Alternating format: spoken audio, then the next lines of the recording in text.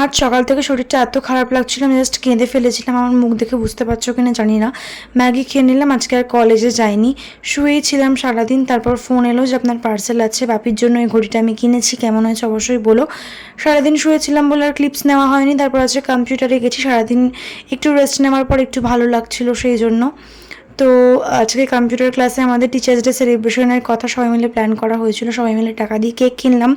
Sir ঘড়ি পরতে খুব পছন্দ করে, তাই স্যারের জন্য একটা সুন্দর ঘড়ি কিনলাম। দেন সেলিব্রেশন হলো কম্পিউটার ক্লাসে। একটা কেক আমরা কিনেছিলাম, আর একটা কেক আমাদের ব্যাচের এক দিদি, সে হোম বেকার, সে বানিয়ে এনেছিল পিঙ্ক কালার কেকটা।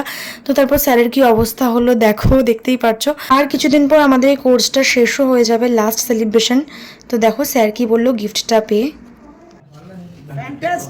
Thank you sir.